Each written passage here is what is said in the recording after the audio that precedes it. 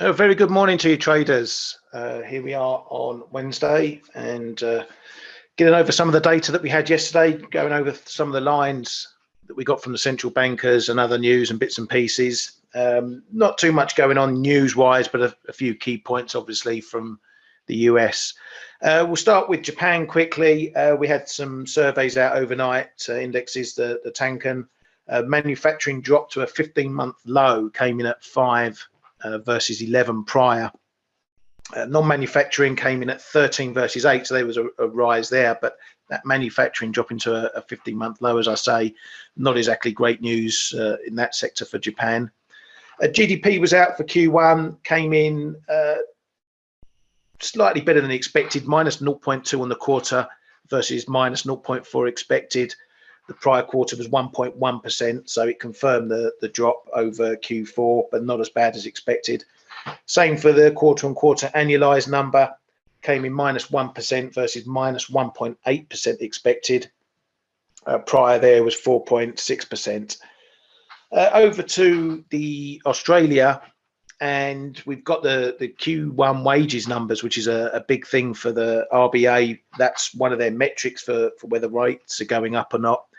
It missed expectations, really small, but on the year-on-year number, it rose to 2.4% versus 2.3% prior. It was expected to come in at 2.5%, so a miss of expectations, but still a rise. The quarter-on-quarter number for Q1 came in at 0.7%, which was unchanged over the prior quarter, but again, the expectation was a bit higher at 0.8%. That doesn't really change the picture for the RBA. It keeps wages steady, so there's nothing. It may not be as strong as some of the market might have expected, but it keeps things ticking along. So perhaps those 40 pip, 50 pip hikes are still on the table there. China, very quiet and news-wise, data-wise, not really much going on. Shanghai didn't have any COVID cases outside of quarantine zones for, I think it's the 4th day running now, so that's moving in the right direction. Bigger news was perhaps in the UK this morning, where we got that big jump in inflation to 9% versus 7% prior. It was a slight miss in expectations by a point or two, but no big deal there. The inflation up near that big double-digit mark that the Bank of England have been promising is coming along or could happen. Maybe we're getting there sooner rather than later. PPI numbers also out, and what we get a bit of difference here with the UK is that they split the PPI numbers between input and output prices. Now, the input prices, i.e. what it's costing businesses, dropped back a bit. It came in at 18.6% versus 19.2% prior. This was expected to drop a tiny bit, but it actually came in much lower.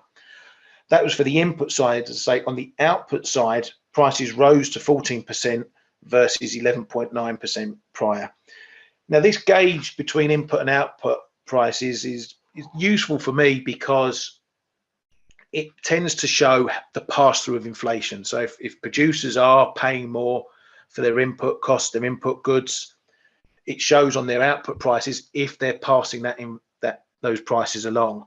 And although there's a bit of a difference in the numbers, 18.6 on the input, 14% on the output, it's really the trend is the output matching the input side, and if they're both going up, then it shows that prices are generally rising. If we start to see input prices pulling back more sharply, then what we want to look for is the output to start following suit as well. But if the output continues rising and continues going up, not pulling back like the input prices, then that's going to suggest that inflation is going to remain elevated and perhaps head a bit higher before potentially it starts to come back again. So a little bit of insight there into some of the numbers, the PPI for the UK. Obviously, the Bank of England, we've got Bailey and the rest of them throwing their arms up, saying they really can't do much about inflation. They're worlds apart from what the Fed is doing, what Powell's saying, and then I'll come on to that in a second. So it's really getting a bit of a mess. The press this morning is all full of it. Cost of living costs, surging high inflation. It's all becoming a bit of a shitstorm, to put it mildly. But that's the way it works here in the UK. Usually, the UK can be a very glass half full type of atmosphere, but we tend to plod along and get ourselves out of it. So I wouldn't listen to the press as much as I would normally, and take it with a bit of pinch of salt of how bad things really are. The world still turns, we're still living, and most people are putting food on the table. So, but there's a nuclear war coming. Come on, isn't there? Yeah, well, who will give a monkeys about inflation if we're all smoked still? That's true. That's true. The nuclear trade is always to buy, because if you're wrong, you're not alive. Yeah, exactly. You don't have to pay the margin call. Exactly. Good. How you doing, mate? You good? Yeah, all good, mate. You've had a nice paddle around the Greek islands. It was very nice indeed. Yeah. Yeah, very jealous. I'll leave it at that. Yeah, I bet you are. Well, it's good to have you back, mate. Good to have you back. Yeah, good to be back, man. Yeah. I was looking. I don't know if you talked about it. I just literally just logged on. Do you talk about the inflation print in the UK? Yeah. And we saw average earnings going up. What was it? 7.5%, 7 and something percent. So wages are growing as well. Obviously not at the same pace as inflation, but that's those two combined, they're gonna be absolutely pushing the Bank of England to do more and more and more. They have to, but we all know they don't want to, but I think they'll have to. Yeah, I think that there's, as we've been speaking about, there's probably going to be a lot more government pressure coming in to that as well. But I spoke about the wages yesterday, and although the headline 7% took all the plaudits and everyone jumping up and down over it, when you take it, those include bonuses. When you take off the bonuses, wage rises is 4.2%. Oh, really? Yeah, I didn't notice that. Okay. Yeah, you've got to watch that data. Don't get sucked into the headlines. But the other side is that March and April can be a big couple of months of bonuses. Some get rolled in, as the fiscal year changes, that sort of thing. But if you then strip inflation or take inflation off of wages, in the including bonus category, wages only rose 1.2%. And if you take the ex-bonus number, they fell 1.4% in real terms. Okay, yeah. So the numbers are never what they seem on the surface. Always got to do a little bit of digging there. True. But yeah, it still puts the pressure on the Bank of England to do more. Maybe take a line from the Fed, which I'm going to speak about shortly. But I'm just going to quickly move on, finish off all these headlines. Europe, nothing much out of there. We did get a story overnight about the Guard opening the floor to more of her non-executive members. Now, the Governing Council is made up of all the Eurozone countries. Within that, there's 6 of them on what's called the Executive Board. So they're like the MPC, if you like. And the 6 there are the Guard, de Guindos, Elderson, Lane, Panetta, and Schnabel. And basically what the Guard is saying is that these guys usually set the tone for the meetings. They do presentations, they put the cases forward, and then it all gets discussed. And she's basically said she wants to limit the time that these guys on the board have to take more communication from the other members. Now, it sounds like the potential there's I wouldn't call it infighting, but there's a bit of discord perhaps because these 6 mainly drive the policy decisions. They will put forward, like ECB Lane will put forward the various scenarios, and then it all gets voted on. And maybe some of these other members are saying, well, you guys got it wrong. We should have been tightening sooner, or whatever their views may be. And so Lagarde's potentially, this is a sources piece, is going to open the floor to some of these other members, give them more time to put their views across. We don't know how that's going to affect decisions. We don't know what that means moving forward. Probably a lot of speculation, but it's something that we could see start to play out when we get the statements and the minutes from the ECB meetings to see if there's greater input from the rest of the board members. So that's just a little bit of insight there for the ECB. We'll move on to the US. Obviously, the big news was the data and Powell overnight. As you can see on the screen there, I've got the retail sales numbers there. They came in fairly strongly. The headline sales 0.9% is what was expected, up from the prior 0.5%. Autos did a bit better than expected. Ex-autos did a bit better. Strip out the gas and autos, again, sales were looking fairly strong there. And the core sales, the control group, which pretty much strips out everything. A big strong reading there, 1% versus minus 0.1 expected. So really decent numbers there. I wouldn't call them moon shooting numbers, but it's good solid numbers. It definitely shows that the US consumer isn't feeling the pinch yet from rate hikes, which obviously may be too soon to see that borne out. But right now, even with the threat of higher rates, spending isn't being curbed at all. And I know Steve likes to make the point that they're not inflation adjusted or anything like that. So even if sales rise, people might be spending more but buying less, if you know what I mean. For me, it's purely about, is the consumer spending or not? That's what it boils down to me. If people need to buy food, whether a loaf of bread is £1 or £2, they need to buy it. So as long as they're spending, as long as retail sales are growing, then consumers may be feeling the pinch in terms of how much they have to pay for stuff, but they're still spending. But if we start to see negative spending numbers, if we start to see the consumer turning more negative and these numbers dipping back, then that's when we start to think these rate hikes are now causing problems and we're going to see the weakness that we may expect. Now, to follow that, we had Powell overnight, and he was really pretty strong, pretty much reinforcing the policy, but also he added a few tidbits in there that could be construed as a bit more hawkish than the FOMC. He was saying he will not hesitate to move past the neutral rate. Again, we talk about this neutral rate. A lot of the Fed members are circling around the 2%, 2.5% mark as to where rates will get to before perhaps they moderate or they pause to see what's going on. But he said they will have to be more aggressive if inflation doesn't fall in a convincing way. So he's really keeping the pressure on here. And it's almost, as I say, opposite to what the Bank of England are doing. The Bank of England doing a running around with their pants on fire, but Powell is actually coming out and he's making these big, bold statements. He's laying the case for the Fed. He's really taking the bull by the horns here. Whether he's right or wrong is yet to be borne out. But if you're talking in terms of getting a message across, that he's doing what the Fed should be doing, which is standing front and center and saying we've got it covered. But on the flip side to that, some of the things he was saying are a bit questionable in my mind.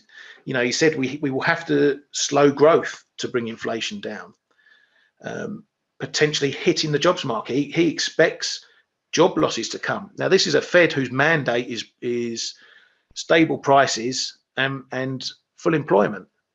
And now he's turning around and saying, well, to get inflation down, we may need to cause unemployment. It's bonkers the way they've swung from one side of the boat to the other. One minute there wasn't inflation, now they're going to have to crunch the economy to get inflation down.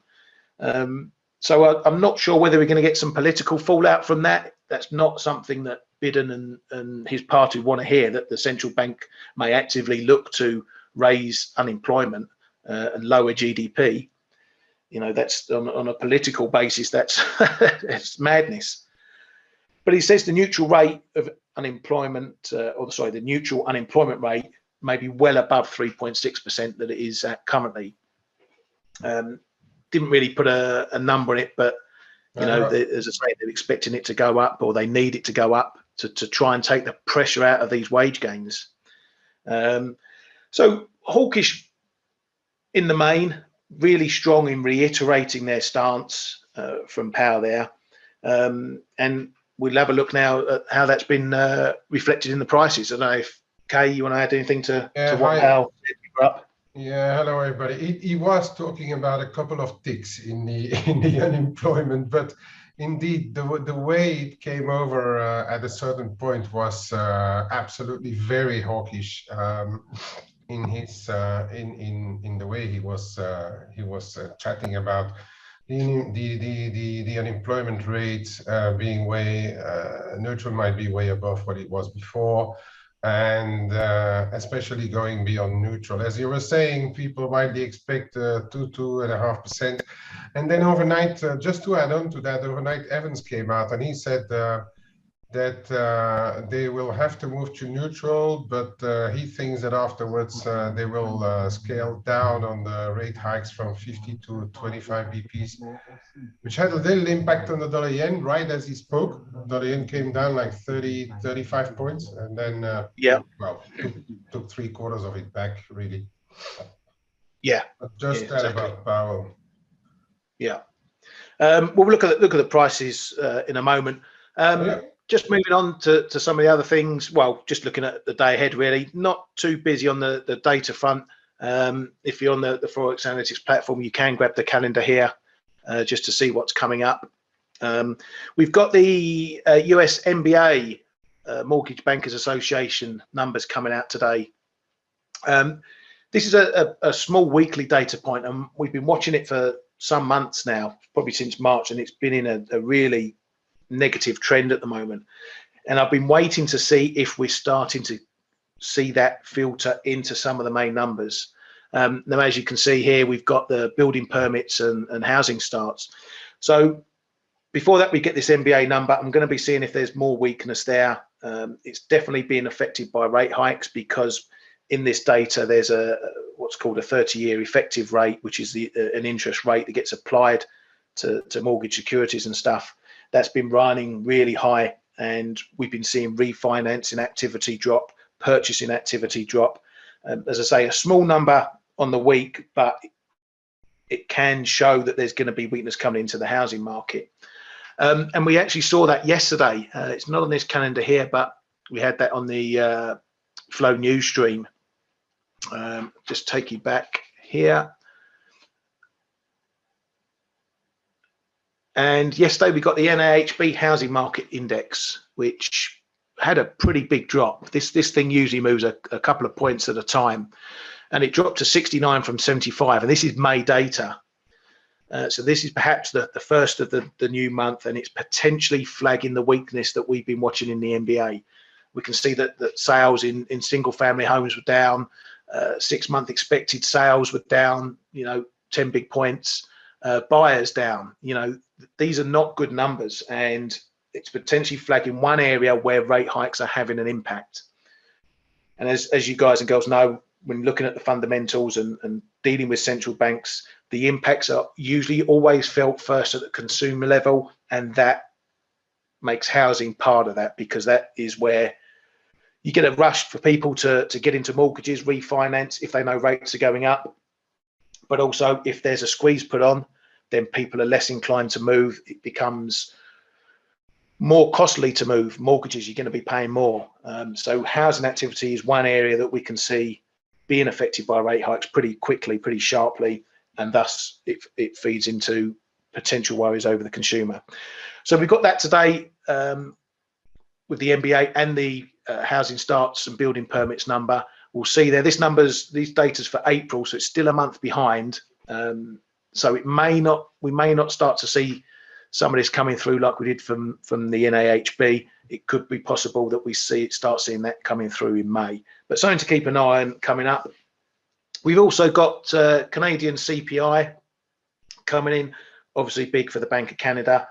They have about 20 goes at trying to pick a number for their CPI: trim, median, common, core, this, BOC, core, you name it. They've got 100 different ways of trying to measure CPI, most of them usually wrong anyway. But that's something to keep an eye on for the data ahead. So let's move on to some of the prices now. We'll start looking at obviously US dollar. Now, over the data, we got a little knock up in yields.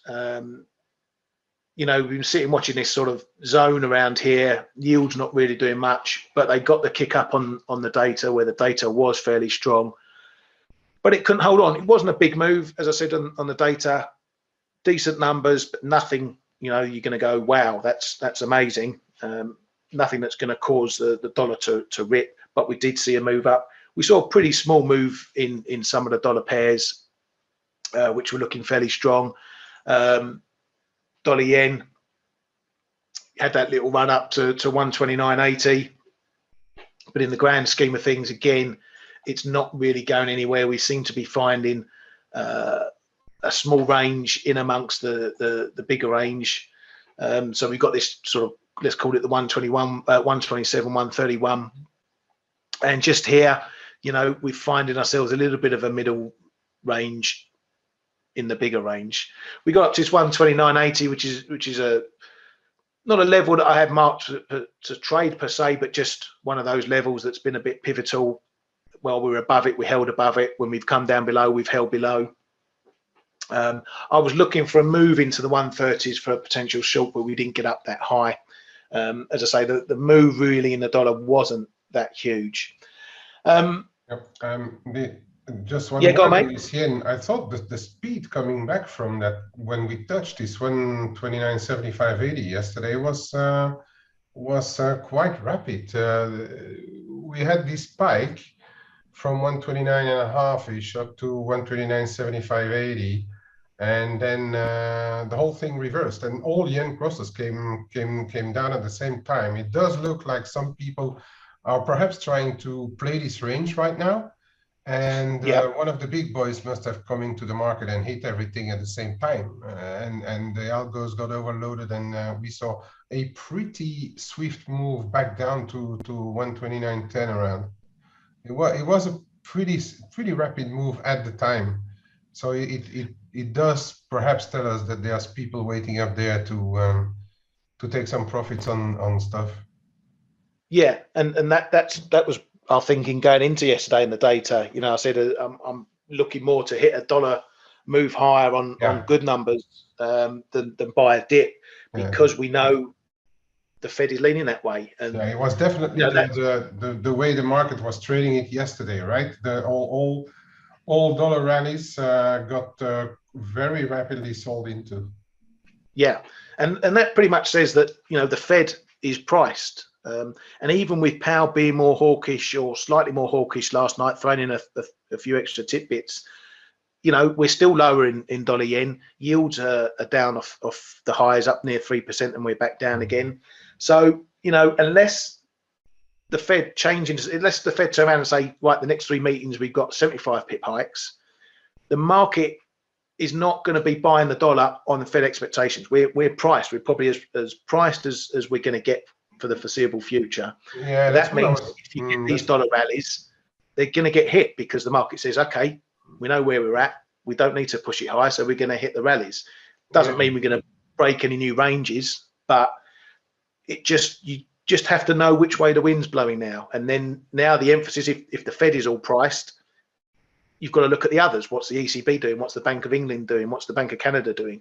And that's why you get these shifts in prices up and down, because if you take the fuel from the fire of one side, the US dollar, you've got the fuel in the fire of the other side, and the currency on the other side, because obviously there's always two sides to a currency. And, you know, we've seen that a bit with sterling. You know, the pound had that big rally over the last couple of days.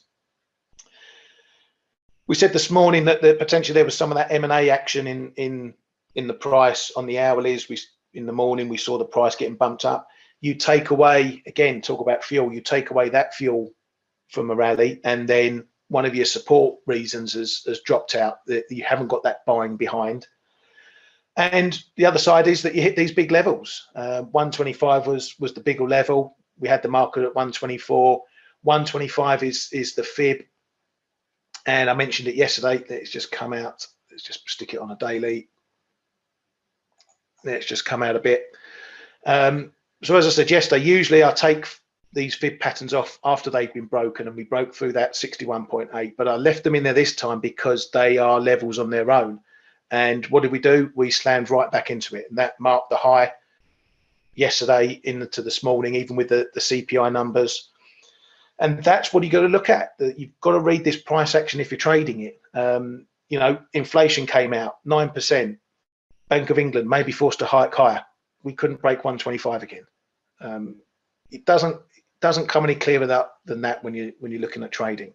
You know, you have to see what the price is doing. If it can't break these levels, it's only going to go one way, the opposite direction. And in this case, it's fallen right back down to 124. We've knocked through 124, although we're back up above now, and we ran all the way down to 123.70. There's a couple of interesting levels in the 123s in the cable. I also think it shows us that it's not because inflation rises in a country that the currency is going to rise, which sometimes is a bit of a misconception, in my opinion, about what the market is trading about. Yes, higher inflation can drag higher rates if the central bank is there to say like, yeah, we're going to hike, like we have seen in the dollar, but the dollar had strength because of the economic data holding up. But today is a prime example of a currency where the inflation goes up, but the central bank is on their back and they can't do anything about it. So that's it causes a bit of a loss of confidence because the market sees that it's going to cause pain to the consumer possibly, but the central bank looks a bit helpless. And that's typical for the Bank of England, I think. So the reaction that we saw today, in my opinion, was logic after yesterday's M&A flows came out of the market and needed time to be digested. And as you say, very rightly, Ryan, of course, the 125 in the cable is a bit of a level. Yeah, and we've had that confirmation, and that's what you need when trading. But Kay, you're right about expectations. When you're talking central bank expectations, and when central banks switch from one side of the policy path to another, going from dovish to hawkish, the big moves happen on the expectations. So when the market started seeing inflation, pretty much in 2020, late 2020 into 2021, the market started questioning whether the Fed could remain dovish, and that's where the expectations build. So that's why one of the reasons why we got that big move in dollar yen, because the shift in the market's view of expectations for the central bank. Now, when those expectations get borne out, obviously now the Fed are in a hike cycle, the big trade really is done. The big expectation trade is done. Now we're just trading around the small nuances. Will it be a 25 pip hike, 50 pip hike? Is 75 pips on the table? Those bring the more intraday moves. But that's what's happening now. Even with, as Kay says, we've got strong inflation in the UK, potentially means the Bank of England might have to hike more, faster, whatever, be more hawkish. But the price action isn't suggestive of that. And we've had the same with the RBA. We've had the same with the RBNZ. These are banks that are moving into hike cycles now, and the currency's not playing ball as it might normally do. But obviously, one side of that has been what's happened in the dollar. But looking at cable here, I'm a bit neutral. I'm not really playing cable a lot at the moment because it is a bit of a wild horse, and I see no real direction. It's been under the cosh. It's fairly volatile. The main levels for me really are around the double O's and 50s. So 124, we're going to see a bit of a pivot here. Maybe we can't hold below it. The smaller area down here, 123, sort of 45, 50. Then we got into 123, 122, 50, so on and so forth. So sometimes with this pair, it's easier just to stick to the half numbers and big figures and see what we do from there. But certainly if we get back under 124, hold under 124, we're probably going to get a run back to that 123 zone. And if we get back under there, potentially heading back towards the lows. Let's switch on to euro dollar, which is looking very interesting at the moment. So we got this push up yesterday.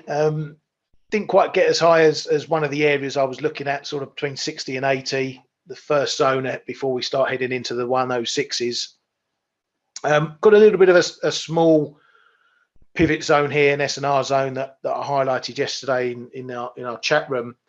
Again, it's just one of those areas where the price tends to do a lot and tends to have a say, and we held it as support yesterday after we had that move up. Held it as support again into this morning. Then we had a break, and pretty much straight after the break, it's now become resistance again. So this is again one of those pivotal levels. If we get back above it and hold back above it, then perhaps we get a further push higher. Now we look at the downside. We've had a test of that 105 area. Maybe not a surprise, but I would have liked to have seen it a bit more solid. It got down to 94, 95. I like my tech nice and clean. I like my price action nice and clean. That's not often what happens in reality, but if in a perfect world, I would have liked to see 105, a real solid wall, not a pip or 2 pips under it. But we had a little bit of a break there. But now we're pushing back up to that zone. So this is remaining supported at the moment. While we stay above 105, then we've got a good chance of pushing higher. And if we fail to stay up there, then we're going to get a run down probably to the low 104s. Look at these 20 numbers again, 80, 60, 40. I'm not really worried about the minor support and resistance levels here, more from a watch point. But if we get down to that 104 area, then potentially we're going to be in trouble and perhaps even get another look at this low here. But in the meantime, what we're potentially looking to do is set up a range within a range within a range, like we've seen with dollar yen. So this 105 number is the key marker there. That's a basis if you want to be looking at longs to lean against, but keep your stop fairly tight. If you're down under 104.90, potentially we're heading further down. Euro sterling I want to take a look at quickly as well, because again, you know, we've had this decent push up here, and as I mentioned yesterday, I added to my longs down here at 84.04. We have pushed up. We are seemingly finding a bit of more support higher up. I've got a little bit of a level here at 84.80. Again, another one of these pivotal levels just ahead of 85. I want to see us hold this. I want to see us get above this, and then we should get another push up to 85 and above. And then perhaps we can have a look at maybe taking on those highs. Of course, for those who may not have seen this before, I've got a big fib level at this 86 area. We had the false break earlier. This to me is a really big number for me. If we get above and hold above there, then we're potentially going to push right on up. Could get up to the 87s or even higher, challenge back up to the 88s. This is a trade along I've been sitting in, playing the central bank divergence between the ECB and the Bank of England.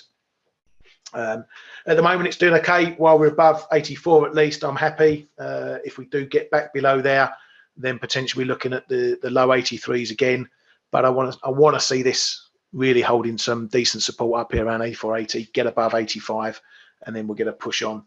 Got some minor levels on the way around this 85, 25, 30 level. Then again around 85.50. I've not got it on this chart, but around 85, 50, 55. There's some other intraday support that may show up there before we get a move up towards that 86 handle. So just looking around at some of the other things going on. Can I just add on this Euro sterling? This 83.80 figure is starting to be quite important as well, right? Was this Euro sterling? Yeah, we bought of that yesterday after when sterling was spiking on that so-called M&A stuff, and it really held well around 84 there. Yeah, so it's another one of these zones that I look at, and really we can find them. Let's just bang it in there quickly. My drawing skills aren't the greatest on this platform. Give me a second. Oh, come on. While you're drawing, I mean, the thing which is funny compared to some people who are really pure technical level analysts is that we rather look at, it might be small, but we rather look at a few zones where things are getting interesting than rather pinpoint it to one price, because sometimes it's a bit dangerous to just pinpoint your interest at one price, and then if it goes 5 or 10 points through on an algo stop run, you're getting stopped as well. So we rather look at a few at it can be small, but at a zone rather than one fixed rate, right? Yeah, exactly. And that's, you know, I use it a lot. Zones I use all the time. There's times you put your text on a chart and you want to find an exact number, but sometimes it's just not possible to pick an exact number. So you have to look at the price action on a wider basis. I mean, you know, we've got this zone here, you know, 84.80, 85, similar zone as I was saying about here up at 84.80, sorry, 83, 85, 84, as you pointed out, and then we've got a similar zone up here at 84, 80, 85. These patterns can repeat themselves, but these zones can be big or small. You know, I made the case in euro dollar. You know, this small zone is only 15, 18 pips, but as you can see, the price holds it as resistance, holds it as support, holds it as support, then it becomes resistance. You know, these areas, and you can look at them back, you know, support, resistance. It doesn't become one price, as Kay says. You can't just put one number on it and trade it. So, but it depends how you want to look at it. I wouldn't necessarily trade that, but scalpers might. Scalpers might look at that level and think, right, yeah, if we get a break below that little zone, I'm going to sell it, or I'm going to use it as support, vice versa. So there's many ways to skin a cat, but it's sometimes, as we say, you can't just put a single price on a bit of technical analysis and think that's it, and it's going to stop there on the dot. So saying a quick look at dollar CNH again. This is another one I'm still interested in taking a short here, but I want to be a bit greedy and get it up maybe into this 6.8 area again, depending on what the driver is. Bit of sideways action going on here. Not really any major change in news from China. Kay, you got any thoughts on this one? What do you think the next direction is? Yeah, in fact, we have a market. I'll still be looking at getting long again, but I'm going to be as patient as you are, and because I'm only looking at it, there is, I think, a possibility for a crack below 670 again, down into roughly that 665, 668 zone. And there I'm going to get relatively interested to buy it again, because I think that either one of them are not done, whether it's the dollar or the CNH. Now, am I going to go straight dollar CNH? I don't know. There might be another currency against which to put it, but right here and now, yeah, as you know, I took off my longs. I think the 685 is a pretty important resistance, and around here we are a little bit in the middle of nowhere, but below 670 I might start to get interested again in getting long. But between both, there's like 2% to play with, so each of us can have fun, which actually often happens. People can have divergent views, but depending on the entry, both can have some fun in a more shorter term market. Longer term, it's more difficult.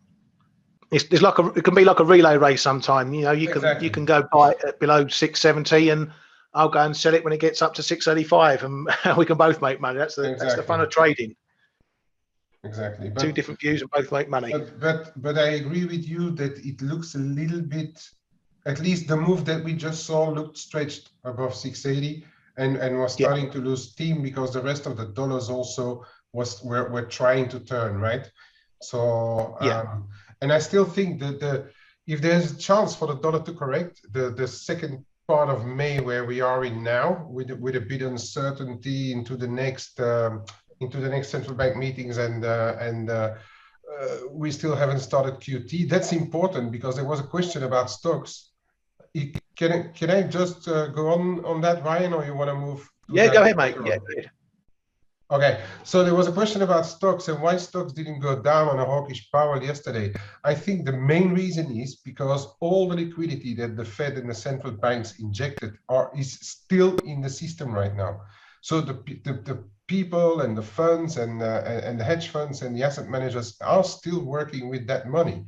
So before QT starts, I reckon we are going to more trade ranges. And as Ryan was saying, there is a bigger chance that the market takes the next Fed hikes as priced in, as we see the 2-3 years, 270% each of them. They have priced in those hikes already, the next couple of hikes at least. So there is a chance the second half of May the dollar either corrects or flatlines, or, you know, if there is a chance for a dollar correction, it's going to be now, because I think once QT starts, asset managers and fund managers will start to look at it perhaps a little bit different, because then they effectively take money out of the punch bowl. Yeah, yeah, and it's important to note as well. You know, it's difficult when if you're a short-term trader and you're not really into the fundamentals, not really looking at the fundamentals deeply. You want to know where all the price moves are going to come.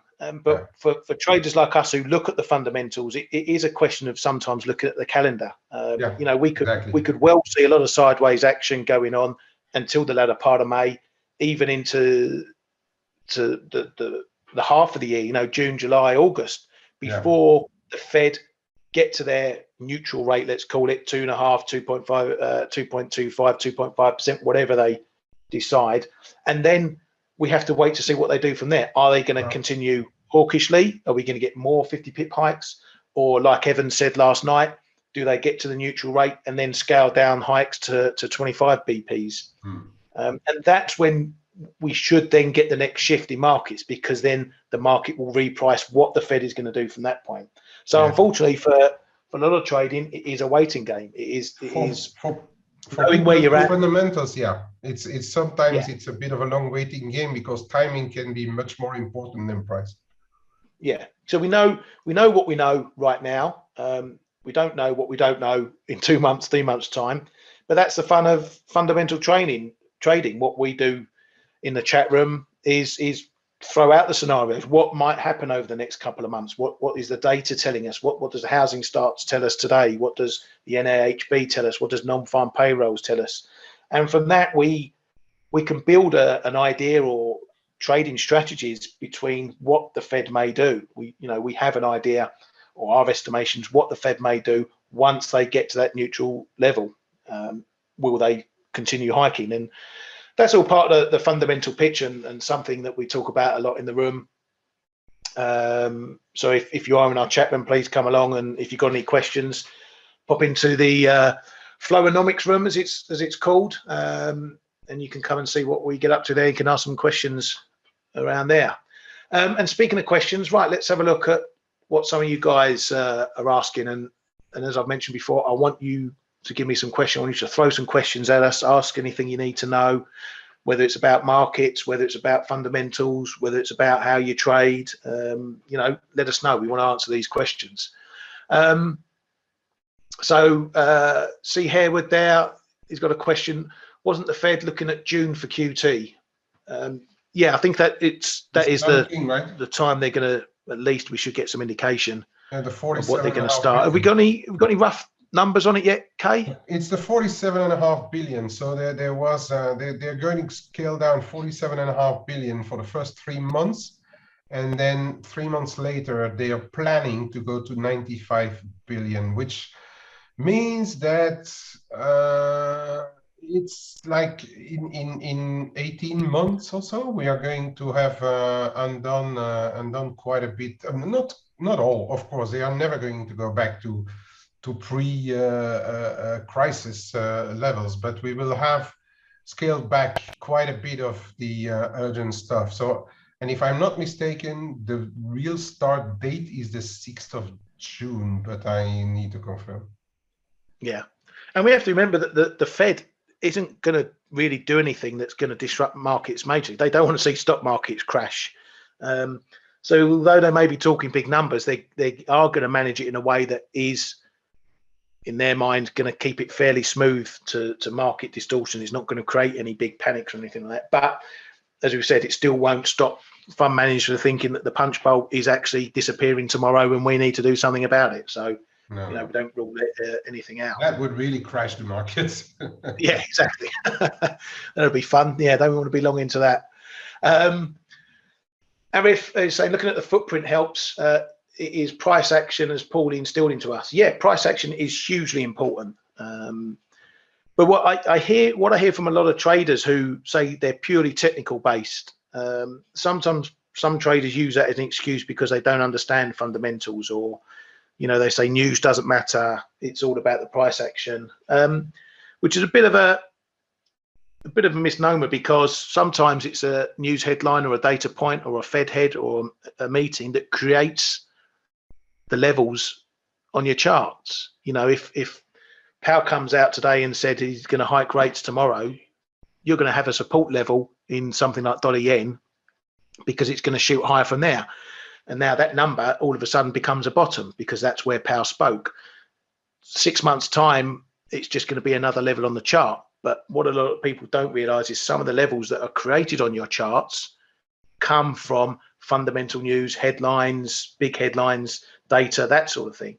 So you need to have a little bit of the fundamentals in your locker, and it doesn't take a lot. You don't need to be an economist. Just know what a central bank is doing, which way they're leaning, what an economy is doing for any one country, what inflation is doing. Three things I would suggest to anyone who doesn't really know about fundamentals. 3 things to learn. You can easily Google it, go and look at the central bank meetings, go and look at the data, get an idea of what situation a country is in. That gives you your fundamental picture. Let's have a look. Have we got anything else on here? Almar wondering, are CAD, JPY, CAD, CHF all about oil now? CAD's been a bit of a funny one, and we've noted it on the various webinars and in our room. And there we go. Just quickly, another example of a zone that I've been using up here, 129 to 131. Pretty wide zone, but a zone nonetheless. Yeah, CAD has been on and off the oil wagon. It obviously usually has a very, very strong correlation.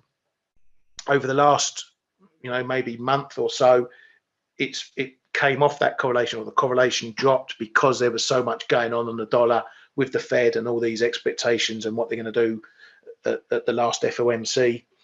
So that's when the correlation really diminished, but it's now back on that. We're seeing oil up at 114s, 115s, and we're seeing that now reflected in the level of the CAD, with the CAD gaining off this strong level. Again, going back to the dollar side, we know where we are with the Fed, how much upside is there for the dollar. If it isn't going to go up, the other effects take over on the Canadian side. But this is something to watch, definitely going into the inflation numbers later today.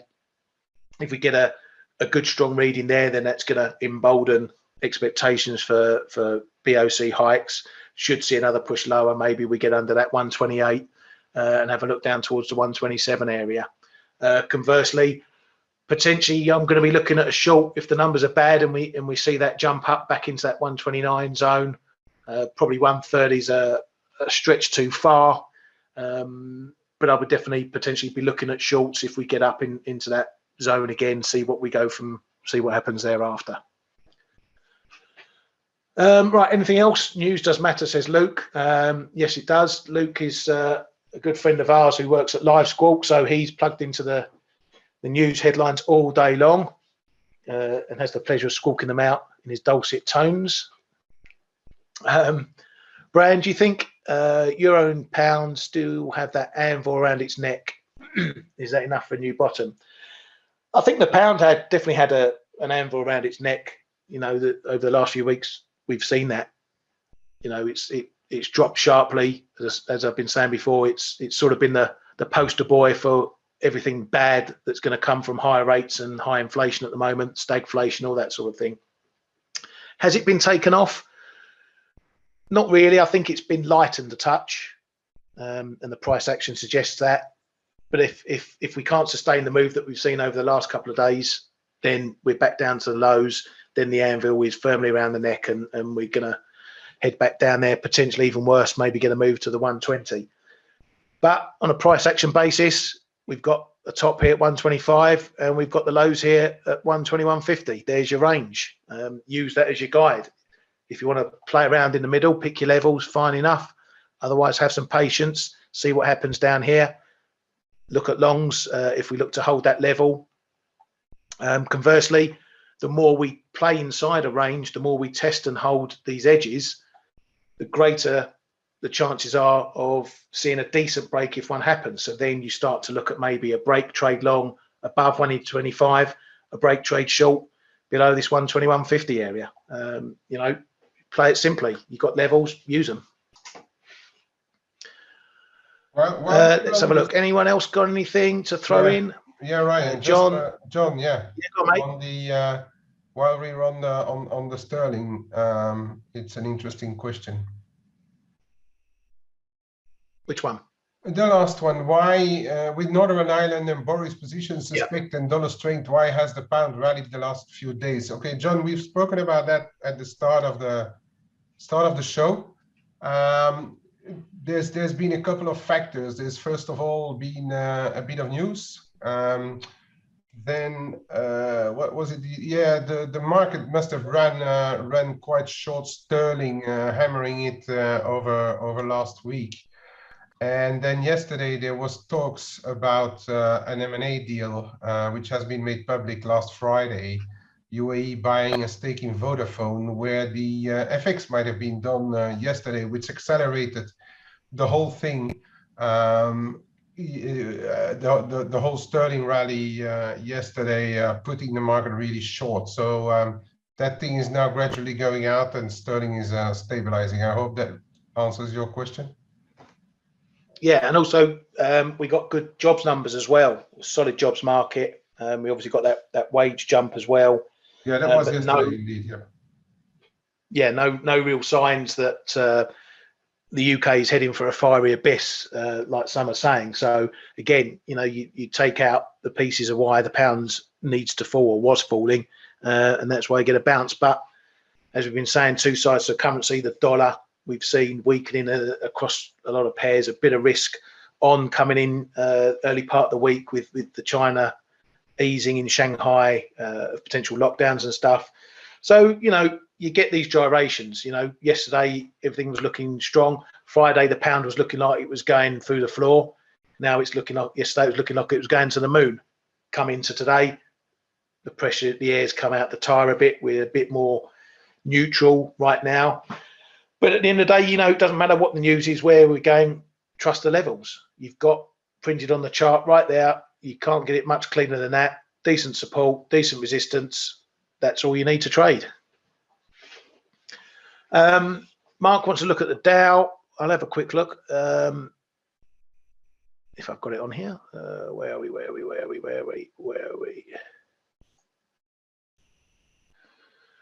You got any particular question about the Dow there, Mark? Anything you're looking at particularly? Just throw it up there. Joseph, just while Mark pops up his question, hopefully, just the fibs and the levels. Okay, you got a bit more on that. Let me have a look. Okay, so here we go. We got a blank canvas. So let's look at it. Let's pick some levels. If I'm good, when I start with a blank canvas, I usually want to look at the wider, the higher time frames, build the picture up, see where the big levels are coming in. Now, if you want to look at the fibs, we'll take it from the virus low up to the recent highs.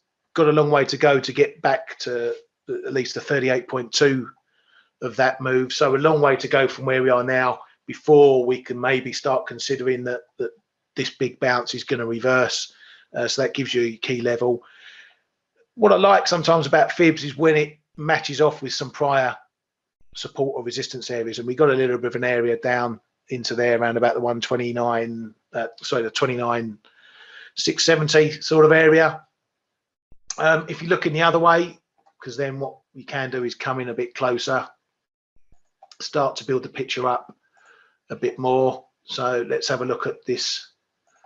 The fib here is a bit more squirrely because we've had, what am I doing there? How do I get rid of that? Oh, come on. Remove and remove. There we go. So as I say, the price action here is a bit more sort of messy because we've had some pretty decent moves within this high to low. I don't tend to really like fibs. I like to take it on a big strong move rather than seeing a move then a bounce and a move then a bounce. But if you just want to look purely at the fibs, from coming off the highs, we keep having to draw them lower. So that's another thing that I don't really like about fibs. So just looking at that pure basis, 33,416 is the 38.2 fib of that move. But again, here we see the fib, the 50 fib is coming in against a level. So I'm more inclined just to stick a horizontal line in there, build up the picture from that. So let's do that without making a mess of everything. Oh, come on. Remove. So just to say, building up this picture, let's pick some levels. I always start just looking at where the main support and resistance comes in. From there, you can start putting in some, some other trend lines. So if we're looking from here, looking up towards that 34 handle, 128, that's where your main, a bit of a pivot area we're looking at there. If we get up there, you've got a decision make. Do you want to short it into that level? If you do, you want to keep it fairly tight, maybe look to switch a reverse into a long if it breaks. Pretty much down here, going to be looking at this low. That's really going to be your marker. But what I also look at is where you've got these two candles. We haven't got the downside wick, if you like, on that secondary candle. So there's potentially support around there, 31610. That's likely to be where we find some support ahead of moving down to that low again. So that's somewhere I'd maybe drop a line in if you're building a technical picture. Look at that, then look at the lows. But if we get under that level there, we're going to be probably looking at those lows there, and then we see what we do. If that low is going to be strong, you're probably going to want to see it support coming in just a bit higher, what I call stepping. So when you get a low, then the next low is not quite as low. So maybe around that, 31,450 area, let's call it that. That's the sort of area I'd want to see support coming in if that's being protected off this low here. But otherwise, just use the low at the marker. If you want to buy it down there, again, keep it tight. If you're wrong, you don't want to give it a lot of room. And as I say, then you start looking at the wider levels. If we get under that low, maybe some of this low going back to here, that sort of area there, that's potentially your next support point, and then we're going to hit that big fib, and that's where you make your decisions. So I can do a bit more analysis on that. I'm just taking it, as I say, a blank canvas. Dow's not something I trade all that often, but if you want to come into the room, please join us and we can talk about it a lot more. And I know some of the other guys and girls trade that quite a lot in the room. Right, so I think that's it for today. Don't want to keep you guys and girls too long. Kate, you got any last thoughts you want to chuck in? Well, the Joseph Chapel asked a question about the dollar yen. We have spoken about the dollar yen before during our show, Joseph. But just quickly, we are in between 128.95 and 129.65. It's a little bit of an inside triangle inside the bigger levels, but we are around there. You'd be looking at 128.60, 60 to 45 around, and then 130.30 top side. And on the pretty wide, you're looking at 127, 131, and that's it on the really rapid side of things. But feel free to join us tomorrow from the start of the show, and we'll run through the currencies again. Yeah, and Arif, I'll mark that question down about liquidity and summer trading, and we'll perhaps touch on that tomorrow. Okay, mate. So yeah, that's it from us. Again, just to reiterate, if you want to come and join us on the platform, you're more than welcome. We'd be happy to chat to you all day long. We do nothing but talk all day long in there, and we're always looking for more input from you guys and girls. If you want to come along, then you can join us here on the platform. I'll throw the link up for you in the room, because you can get an exclusive 20% discount on your subscription just from coming from forexflow.live. There's the link there if you want to have a look. And also, if you want to get into our traders funding program, you can do so. You can scale up your trading, trade up to $500,000 account. You also get free access to the ForexAnalytix platform. Depending on what level of account you take, you can get between 1 and 12 months, I believe. Again, if you want to have a look at that, I've just put the link in the chat there. Loads of our guys and girls in the platform have undertaken the program. Not everyone has been successful. You know, we're not shy in saying that it isn't easy. It requires a lot of discipline. You've really got to nail down the discipline, but that's the key to trading and becoming successful in trading is to nail down that discipline. So it's a learning process, and it's helped a lot of our traders, you know, really focus themselves and for some of them turn their trading right around. If you've got any questions about that, please feel free to let us know. We're not just trying to do a hard sell on you guys and girls. We're here to support you. We've got these programs to support you traders, and we've got your back if you need to. We've got a dedicated discussion in the platform for people in the traders funding program. So if they do struggle, if they want to know something, that's the way to do it. Come and speak to us. But anyway, I'll let you get back to your trading. Hopefully we'll have another busy day ahead and many pips to you all, and hopefully see you tomorrow. Thank you very much. Hey traders, this is Blake Morrow with ForexAnalytix. Thanks for stopping by our YouTube channel. Don't forget to like these videos, share them, and subscribe to our channel so you don't miss any of the content that we provide here for free. Thanks for stopping by. I'll see you in the next video.